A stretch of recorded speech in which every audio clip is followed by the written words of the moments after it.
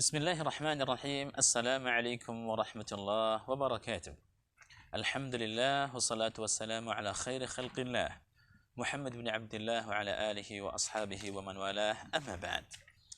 Kaum muslimin dan muslimat yang kami muliakan, kita mengenal satu pepatah yang masyhur di negeri kita, rajin pangkal pandai dan menabung pangkal kaya. Pepatah yang selalu diajarkan kepada generasi kita agar pandai dan agar kaya, karena orang yang pandai dan kaya ini tentunya kebutuhan dunianya tercukupi dan bisa hidup bahagia biidznillah ta'ala.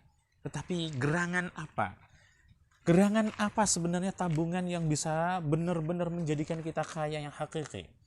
Dan bukan hanya sebuah kekayaan fana seperti di dunia yang kita nikmati kemudian ditinggalkan selama-lamanya. Tabungan yang kita inginkan ini adalah tabungan yang sebenarnya bukan sekedar tabungan dan bukan tabungan yang biasa. Tabungan sangat istimewa di dunia dan bisa dinikmati selama-lamanya. Tabungan apakah sebenarnya? Dan tabungan ini subhanallah bisa dikerjakan oleh anak kecil, untuk yang sudah dewasa, yang sudah lansia, bagi orang yang masih kekurangan dan yang kaya bisa semua. Dan ini bisa dinikmati selama-lamanya. Gerangan apakah tabungan ini? Mari kita simak satu tabungan yang mudah tetapi mendapatkan kekayaan yang tiada tara, dinikmati selama-lamanya dan tak akan mungkin terbatasi oleh waktu. Nabi Muhammad SAW bersabda di dalam hadis yang sahih, "Man bana lillahi masjidan walau kamifhasi qatatin banallahu lahu baitan fil jannah." Barang siapa yang membangun masjid karena Allah Subhanahu wa taala walau sebesar sarang burung puyuh, niscaya Allah Subhanahu wa taala akan bangunkan rumahnya di surga Allah Subhanahu wa taala.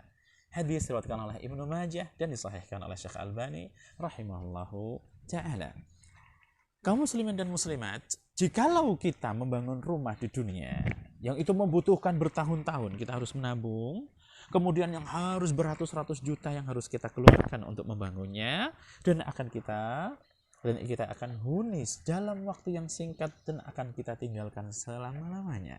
Tetapi ini beda. Dengan semurah itu, dengan kontribusi kita membangun masjid walaupun itu sekemampuan kita, bisa dilakukan anak kecil, bahkan orang miskin dan siapapun, baik tenaga, doa dan juga harta yang dimiliki, semua balasannya tidak ada bayangannya. Istana di surga Allah SWT yang bisa dinikmati selama-lamanya. Pasti ini kekayaan yang hakiki sebenarnya. Inilah tabungan yang luar biasa. Tabungan yang betul-betul menjadikan kita kaya raya dan takkan mungkin kita nikmati hanya sementara, akan tetapi kita nikmati selama-lamanya membangun masjid. Maka tidak heran kalau Allah SWT di dalam Al-Quranul Karim melihat tentang fungsi masjid.